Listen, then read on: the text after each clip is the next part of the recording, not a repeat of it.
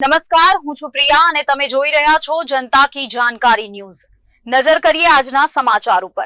પાટણ જિલ્લાના રાધનપુરમાં નગરપાલિકા દ્વારા નવીન રોડનું ખાતમુહૂર્ત, વોર્ડ નંબર 3માં 10 લાખના ખર્ચે રોડ કામનો પ્રારંભ, ચૂંટણી પૂર્વે આપેલા વચનો મુજબ રોડ ગટર સુવિધાનો રાધનપુરમાં પ્રારંભ, નગરપાલિકાને કરોડો રૂપિયાના આધુનિક વાહનો સુપ્રત કરાયા।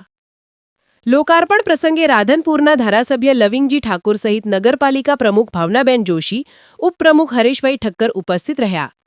સમિતિના ચેરમેન ગુલામભાઈ, કારોબારી ચેરમેન ડોક્ટર દેવજીભાઈ પટેલ અને નગરસેવક ચીકાભાઈ રબારી સહિત આગેવાનોની હાજરીમાં ખાતમુહૂર્ત। રાધનપુરના વિકાસ કાર્યોમાં નવી કડી ઉમેરાઈ। રિપોર્ટ અનિલ રામાનુજ, રાધનપુર।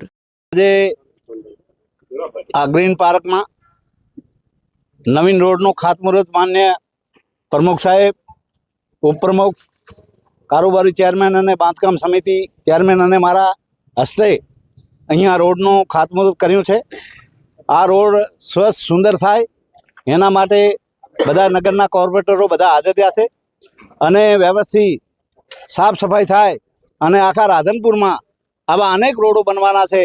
એટલે જે અમે ચૂંટણીમાં જે વખતે બોલેલા એ વખતનો આ વચન પૂર્ણ કરીએ રહ્યા અને 100% રાધનપુરને અમારે જે અમે કલ્પના કરી હતી એવું રાધનપુર દરેક વિસ્તારમાં જઈને વોર્ડમાં જઈને રોડ રસ્તા અમે કરવાના છીએ અને બધા સાથે મળીને એક રાધનપુરને નગરને રૂડું રૂપાળું સુંદર શહેર બનાવવાનું છે એવી અમારી કલ્પના છે। અને અહીંયા આજે આ 10 લાખ રૂપિયાથી ઉપરનું આ રોડનું કામ એ થવાનું છે।